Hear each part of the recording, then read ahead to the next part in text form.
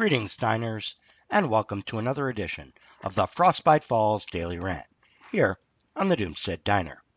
Today, I'm going to return to the drought issue, which hasn't been getting a whole lot of play in the collapse news, due mainly to being overwhelmed by the Eurotrash refugee problem, which I will also rant on some today.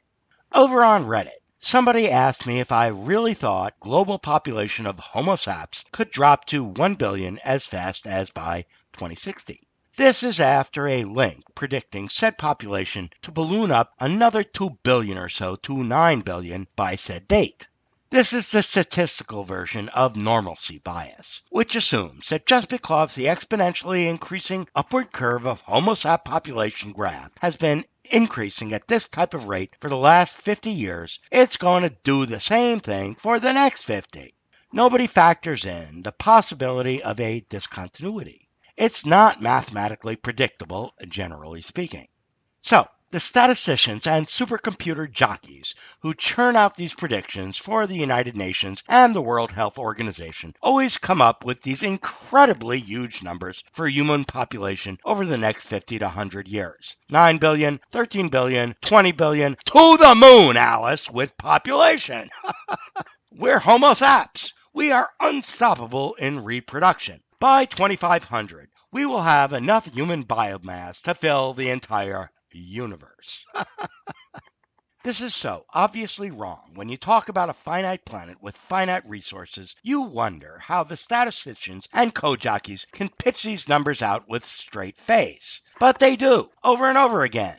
Which speaks to the other reason, besides normalcy bias and extrapolation, that these numbers are pitched out, which is that nobody in a position of power wants to pass out the information that lots of people are going to die in the not-too-distant future either. Even for the doomer, envisioning how this die-off will take place and over what time period and beginning precisely when is difficult to wrap your noodle around. You know it has to happen, just as surely as bacteria in a petri dish that runs out of agar will crash in population, yeast in a vat that runs out of sugar will crash, just like the reindeer on St. Matthew's Island crash in population numbers. It's going to happen. But not even most doomers, except for the nihilists, want to believe this massive population die-off will happen in their own lifetimes. You may not want business as usual to continue along here, destroying the ecosystem of the planet, but you have the hopium that the downslide can be slowed and managed. More available birth control, a one-child policy. All we need to do is lower the total birth rate by around 2%, the statisticians declare, and population will decrease slowly and steadily to sustainable levels. To continue on with this fantasy, birth control hasn't worked at all to date. And neither did the Chinese one-child policy, which in addition to having skewed age and gender demographics, now also still has now birthed up 1.3 billion Chinese souls here, which might be somewhat less than the 2 billion they might have had otherwise, but is still completely unsustainable.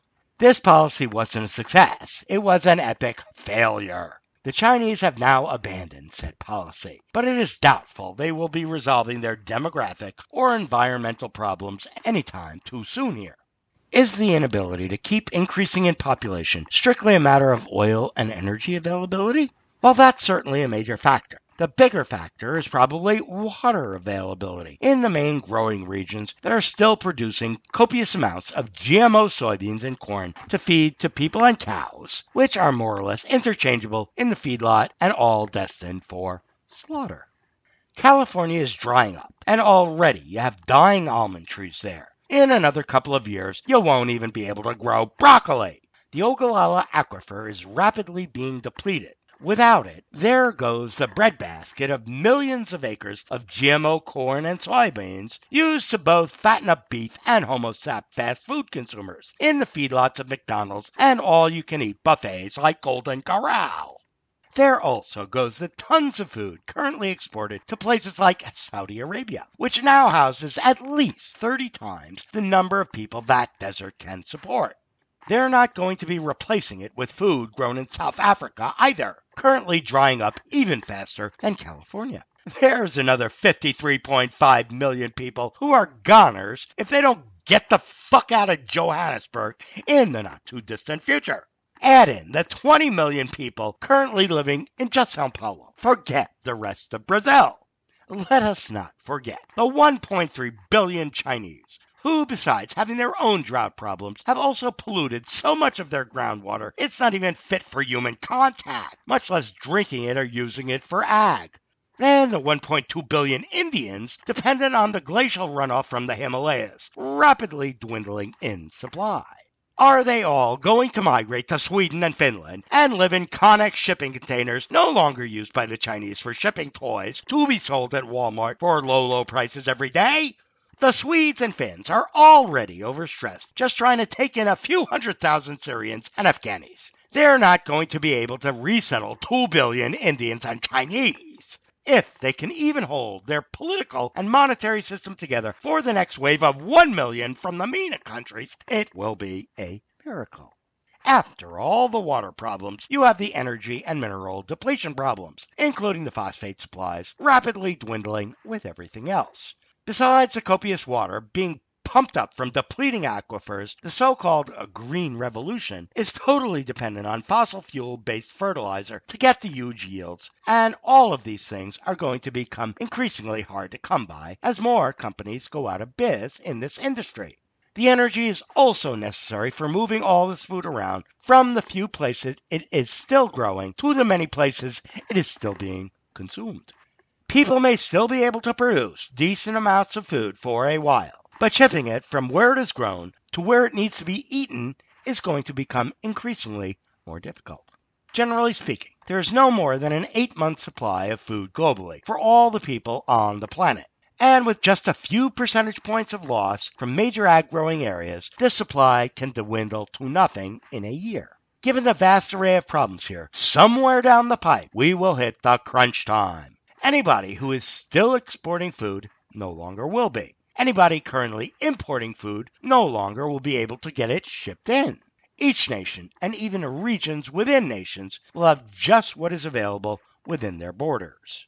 For as long as some form of politically effective government is in place, rationing will be undertaken. Martial law will be essential to maintain order. In most places with real shortages, though, violence will ensue, hoarding by some and starvation for others. So, in answer to the question of whether we could get to 1 billion by 2060, it could happen a lot faster than that once the snowball gets rolling downhill. In real food deficit places like Saudi Arabia, you could see 90% of the population gone after a year. Will they all just hang around inside the borders of Saudi Arabia with the shelves empty and peacefully wait to die of starvation? Of course not.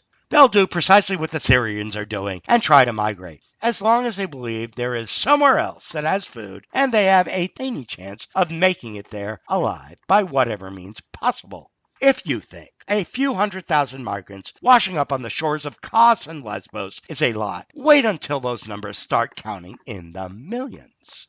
The capacity of Europe to absorb all those migrants simply is not there right now, and it definitely won't be there once there are global crop failures and food imports stop rolling in. Even if they had food enough, they don't have the infrastructure necessary to handle so many coming in at once. The Finns are talking about using Connex shipping containers for housing refugees this winter in Finland. One hopes with some insulation added and a wood pellet stove for heating. However, what are they using for toilet facilities in these instant ghetto communities? What is the water supply for the community? Who is hauling out the solid waste of water bottles and MRE cans and paper plates and plastic forks and spoons? Who pays for all of this and with what working money? This crisis is already here, even without a global food deficit, and it is not going to get any better next year. Measures will be taken to try and close off borders, which will become increasingly harder to enforce and increasingly more violent. Refugee camps will be attacked and set on fire, as has already occurred in Sweden and Norway. There will be pile-ups of refugees in countries with very porous borders like Turkey, which again is already beyond capacity for handling the flow. It is a human tsunami of overshoot, and the wave hasn't even crested yet. The only questions now are of timelines and locations, where the worst of the die-off problems will be, and where it is marginally better to be. Obviously, you want to be somewhere there is still good local food production and enough water for the current population. But that is not enough because of the migration issue. That's the big problem for the whole Eurasian landmass. Waves of migrants trying to get to still survivable territory. We can hope this die-off plays out over many decades and there is a gradual adaptation. But unfortunately, that seems unlikely to me. Once it begins, I think it will play out over a decade or less of time, and 90% of the current population of Homo sap will buy their tickets to the great beyond. For those who still remain standing, life will be quite different than it has been for the last 300 years. And that's all the doom. This time until next time, here on the Doomstead Diner.